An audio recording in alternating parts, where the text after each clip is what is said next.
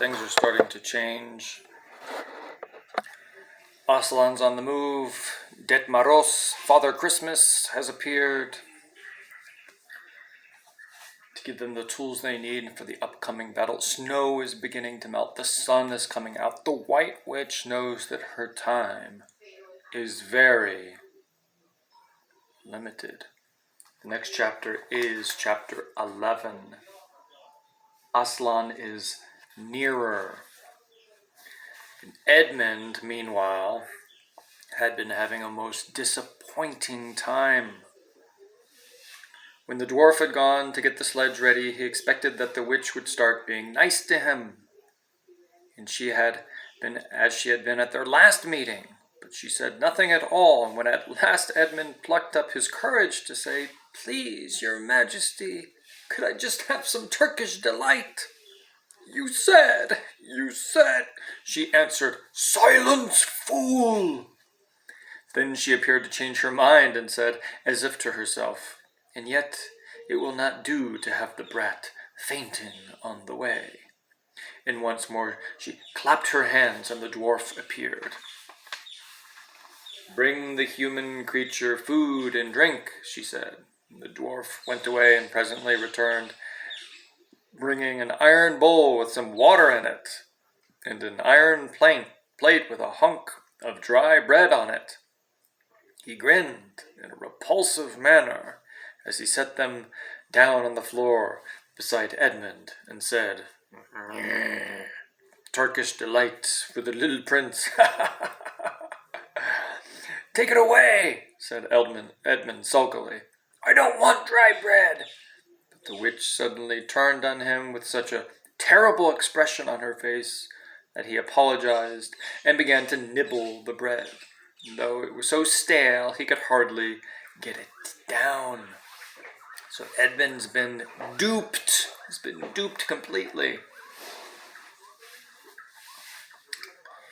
"You may be glad enough of it before you taste bread again," said the witch. And while he was still chewing away, the first dwarf came back and announced that the sledge was ready. And the White Witch rose and went out, ordering Edmund to go with her. And the snow was again falling as they came into the courtyard, and she took no notice of that and made Edmund sit beside her on the sledge.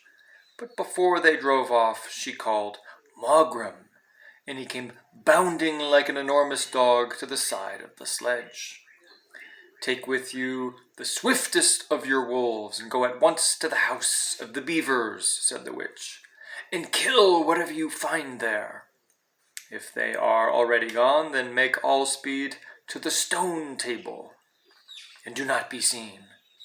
Wait for me there in hiding.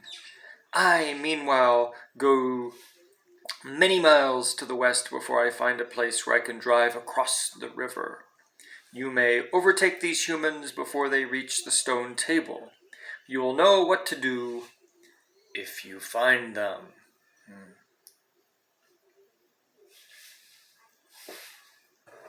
The children better be ready. "I hear and obey, O queen," growled the wolf, and immediately he shot away into the snow and darkness as quickly as a horse can gallop.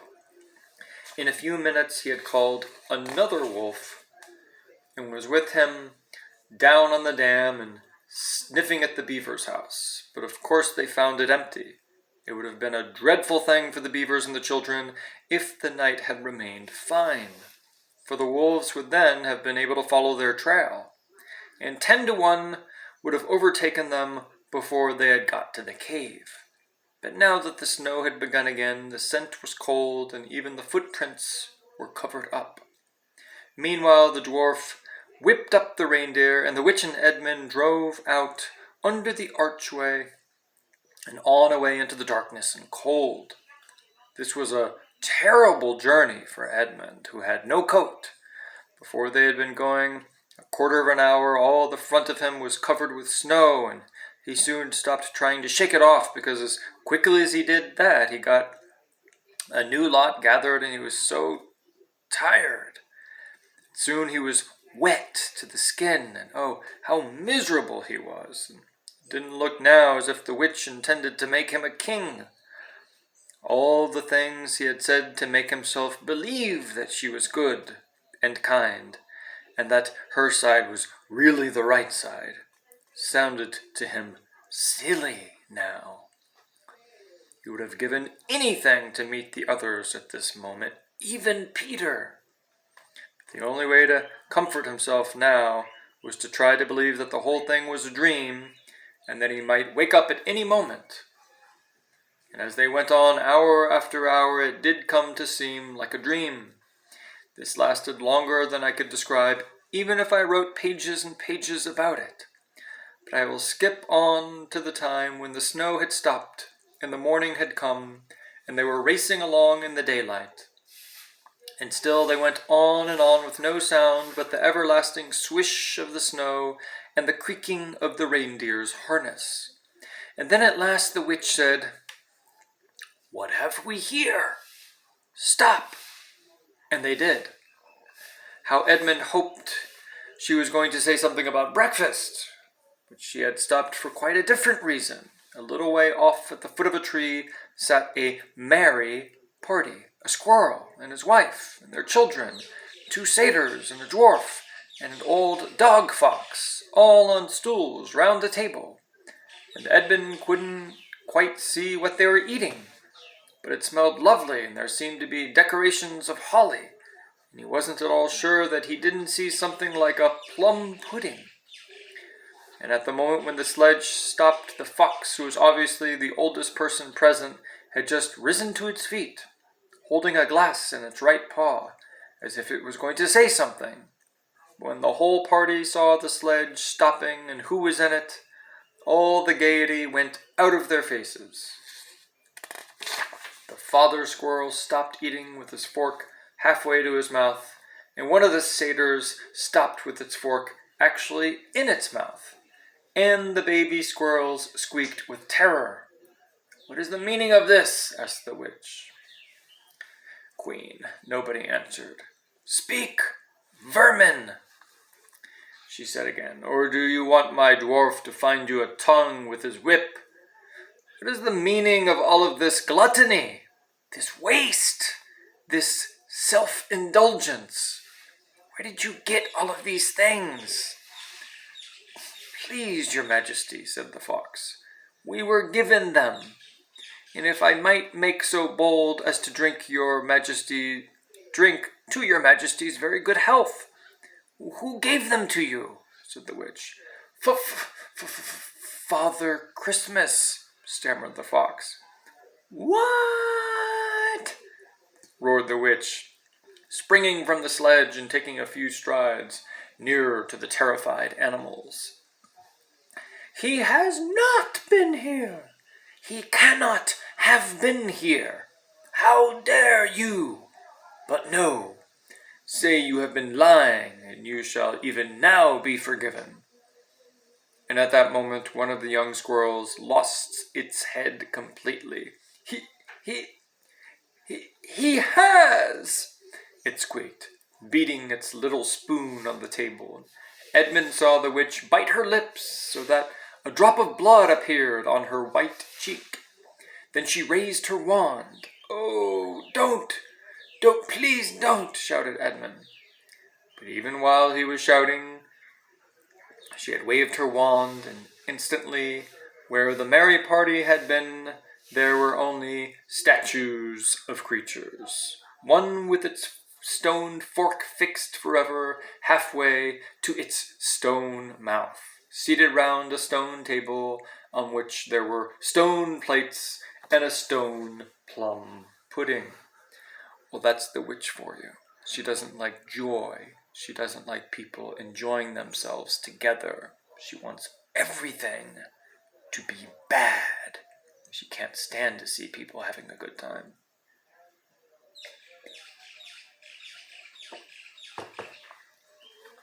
But things are melting, things are changing.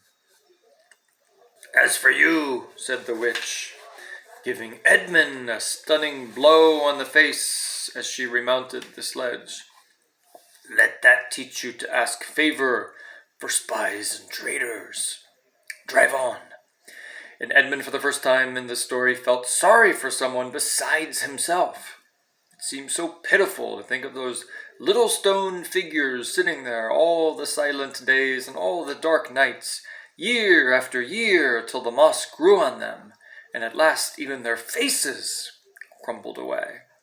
But now they were readily racing on again, and as soon as Edmund noticed that the snow which splashed against them as they had rushed through it was much wetter than it had been all last night, and at the same time he noticed that he was feeling much less cold. It was also becoming foggy. In fact, every minute it grew foggier and warmer, and the sledge was not running nearly as well as it had been running up until now. At first he thought this was because the reindeer were tired. Soon he saw that that couldn't be the real reason. The sledge jerked and skidded and kept on jolting as if it had struck against stones. And however the dwarf whipped the poor reindeer, the sledge went slower and slower. There also seemed to be a curious noise all around them, but the noise of their driving and jolting and the dwarfs shouting at the reindeer prevented Edmund from hearing what it was, until suddenly the sledge stuck so fast that it wouldn't go on at all. And when that happened, there was a moment's silence, and in that silence Edmund could at last listen to the other noise properly, a strange, sweet, rustling, chattering noise. And yet not so strange, for he had heard it before, if only he could remember where. And then all at once he did remember.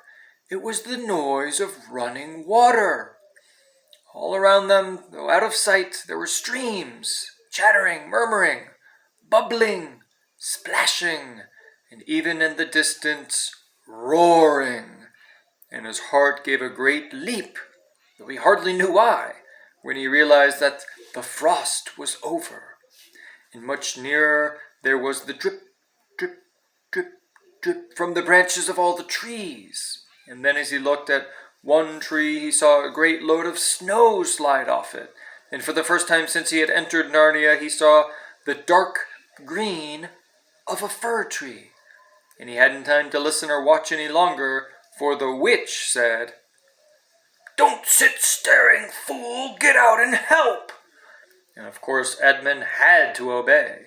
He stepped out into the snow, but it was really only slush by now, and began helping the dwarf to get the sledge out of the muddy hole it had got into. And they got it out in the end, and by being very cruel to the reindeer, the dwarf managed to get it on the move again, and they drove a little further. And now the snow was really melting in earnest, and patches of green grass were beginning to appear in every direction. Unless you have looked at a world of snow as long as Edmund had been looking at it, you will hardly be able to imagine what a relief those green patches were after the endless white. And then the sledge stopped again.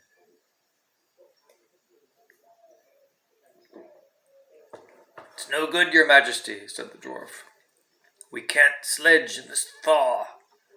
"Then we must walk," said the witch. "We shall never overtake them walking," growled the dwarf. "Not with the start that they've got."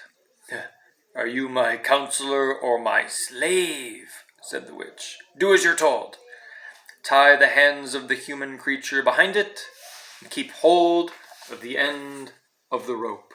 See, Edmund, they got him tied up, and they're whipping him. It was his choice.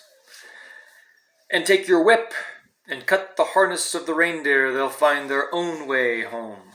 And the dwarf obeyed, and in a few minutes Edmund found himself being forced to walk as fast as he could with his hands tied behind him.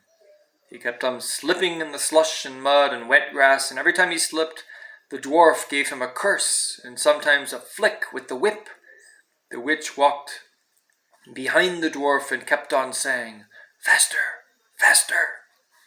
Every moment the patches of green grew bigger, and the patches of snow grew smaller. Every moment more and more of the trees shook off their robes of snow. Soon, wherever you looked, instead of white shapes, you saw the dark green of firs or the black prickly branches of bare oaks and beeches and elms. Then the mist turned from white to gold and presently cleared away altogether. Shafts of delicious sunlight struck down onto the forest floor, and overhead you can see a blue sky between the treetops. Soon there were more wonderful things happening. Coming suddenly round a corner into a glade of silver birch trees, Edmund saw the ground covered in all directions with little yellow flowers. Celandines. My pronunciation, excuse. The noise of water grew louder. Presently they actually crossed a stream, and beyond it found snowdrops growing. "Mind your own business," said the dwarf, when he saw that Edmund had turned his head to look at them, and he gave the rope a vicious jerk.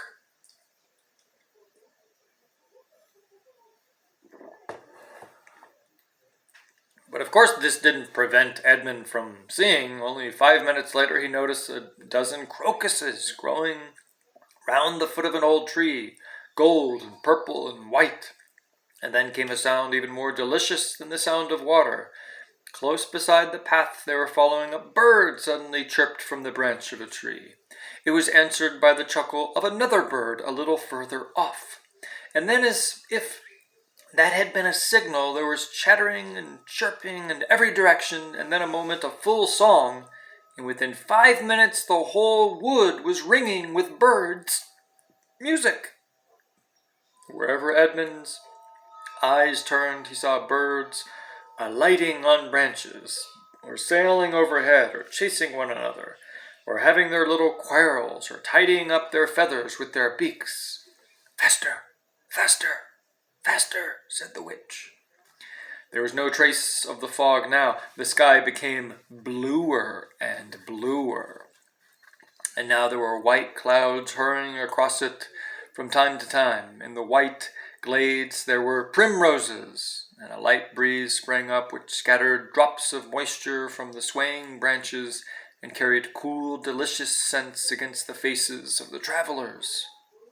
The trees began to come fully alive, and the larches and birches were covered with green, the laburnums with their gold. Soon the beech trees had put forth their delicate, transparent leaves. As the travelers walked under them, the light also became green. A bee buzzed across their path.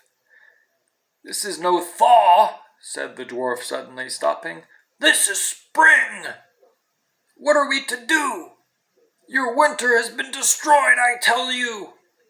This is Aslan's doing. If either of you mentions that name again," said the witch, "he shall instantly be killed." So the tables are definitely turning